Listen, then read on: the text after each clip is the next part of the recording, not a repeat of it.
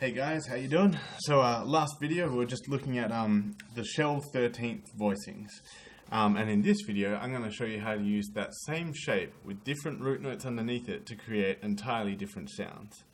So we're going to start off in F because I don't know, F's a common key in jazz, why not?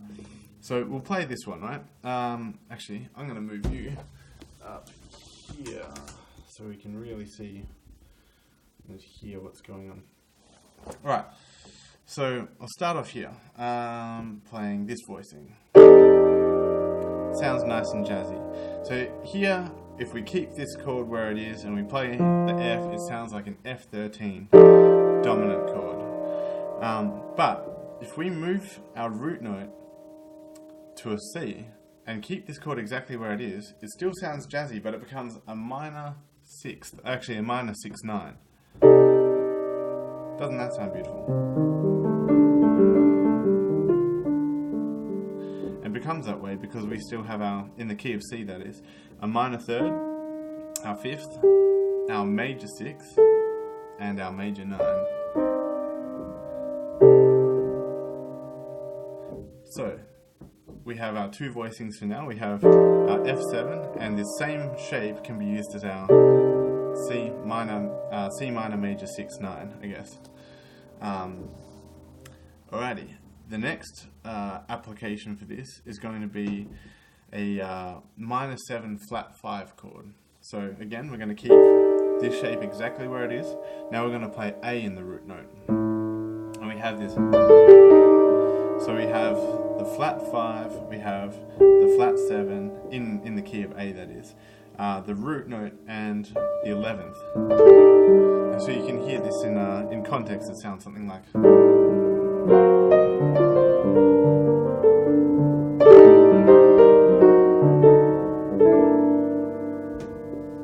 As an example. So that's our third use for it. The next use is going to be what we call an altered chord. Now this is something that we can use to create a lot of tension before creating a sense of resolve. And we use it a lot in minor 2/5 patterns and that sort of thing. So again, same voicing. This time the root note is going to be a tritone away from our F. So if here's our F, 3 tones away, 1, 2, 3. And it sounds really harsh. And what we have here is we have the major 7, we've got the sharp 5 here, which is the G, we've got the flat 7 here, which is the A, and we've got our sharp 9 here. And so it sounds a bit weird out of context, but in context, here's what it can sound like.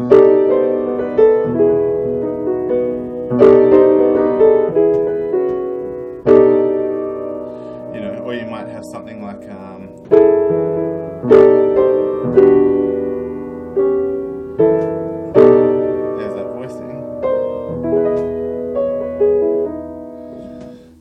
fourth use of it, which is our altered chord.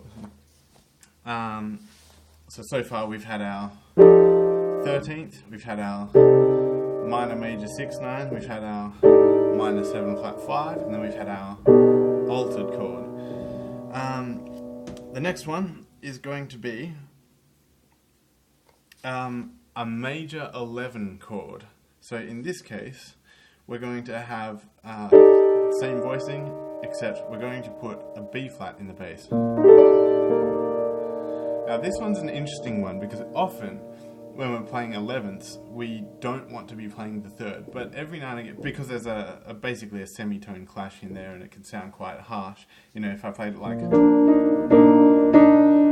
it's got like this here with the 11th and the third, so normally you play it like, you know, something where there's no third at all. But in this case, we want to play the third in there, which is a very specific sound. So this is one of the uncommon uses of this voicing, and it works because the 11th is actually, in this case, the E flat is actually lower than the D, and not the other way around. For example, if we have the D down here and then the E flat up here, you have this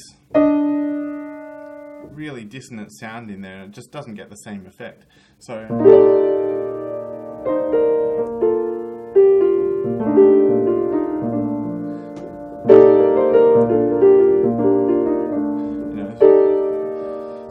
of use it as a passing chord or something that sounds like a little bit suspended but almost resolved. And finally, I need to remember what the last one was. What have we got? So we've got our...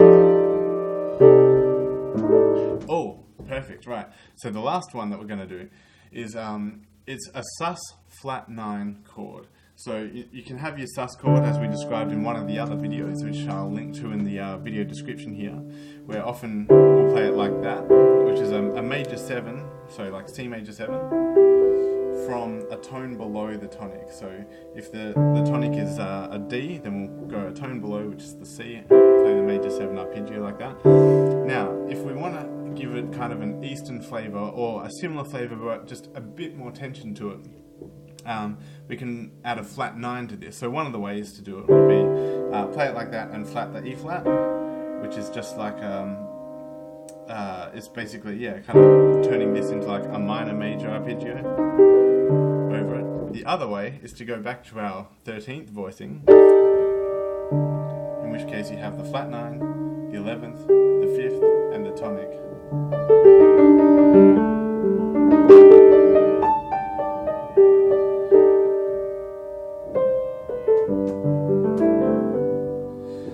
So,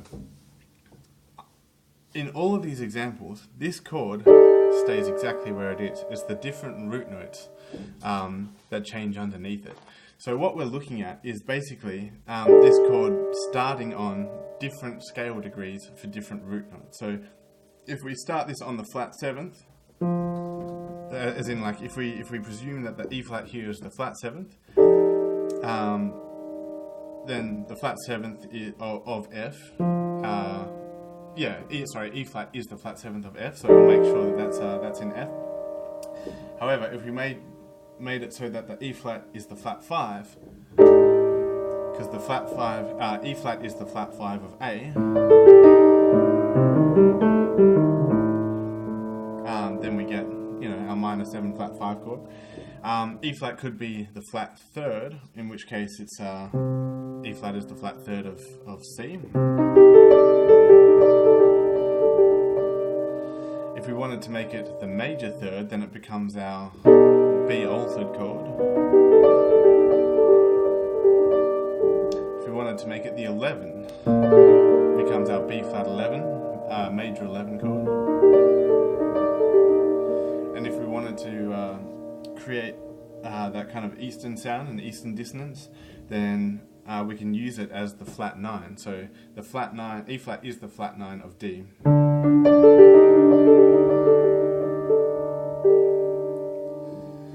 And there are your 6 ways of using the dominant Shell 13th voicing.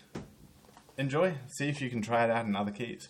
And yeah, really go back to the other video if you're unsure of how to get it down in all of those keys. I detailed a kind of exercise to help you learn and guide your way through it in one of the previous videos. I'll link that in the description as well.